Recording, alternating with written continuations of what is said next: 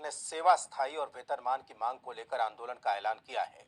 इसमें करीब 10 लाख कर्मचारी शामिल होंगे।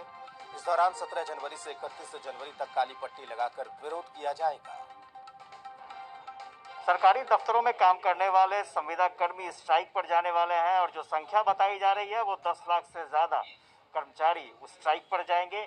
और उससे पहले एक चेतावनी होगी सरकार को कि उन्हें नियमित किया जाए, वेतनमान निर्धारित किया जाए। और आज जो मीटिंग हुई है उस मीटिंग में यह तय हो गया है कि 17 जनवरी से ये आंदोलन की शुरुआत होगी और ये आंदोलन धीरे धीरे आगे बढ़ेगा। आप देख सकते हैं कि जो भी आउटसोर्सिंग के जरिए जो भी सरकारी दफ्तरों में काम कर रहे हैं या फिर संविदा पर काम कर रहे हैं, सभी कर्मचारियों ने आंदोलन का मन बनाया है और इस आंदोलन को कैसे आगे बढ़ाया जाएगा उसकी रूपरेखा भी तैयार की गई है। चंद्र प्रकाश जी हैं, उनसे जान लेते हैं। चंद्र प्रकाश जी, क्या रूपरेखा आप लोगों ने तैयार की है?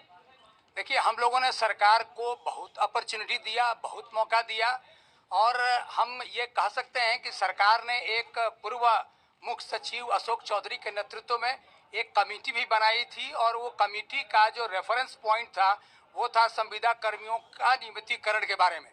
और 2015 से वो कमेटी आज तक कार्यरत है। हम लोगों को ये समझ में नहीं आ रहा कि आखिर उस कमेटी के का रिपोर्ट का या अनुशंसा का सरकार क्या करना चाहती है।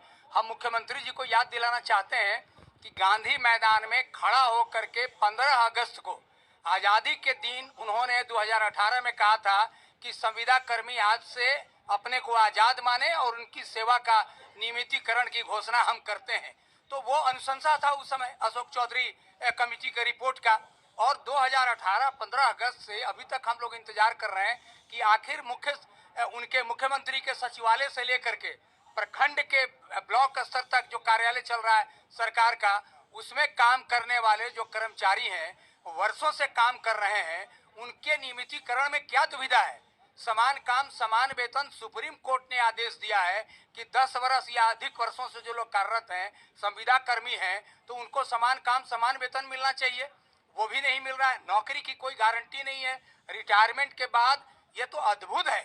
भारत के लिए, देश के लिए एक समाचार होगा कि बिहार जैसे राज्य में कर्मियों के रिटायरमेंट के बाद उनको सेवानिवृत्ति का जो रिटायरल बेनिफिट है वो भी सरकार नहीं दे रही है, जबकि पेमेंट ऑफ ग्रेच्युटी एक्ट में यह प्रोविजन है कि संविदा में काम करने वाले हों, आउटसोर्स में काम करने वाले हों, सबको 5 वर्ष से ज़्यादा नौकरी जिनकी हो गई हो उनको ग्रेच्युटी मिलेगा। यह बिहार सरकार क्या न्याय की बात करती है, कानून की बात करती है।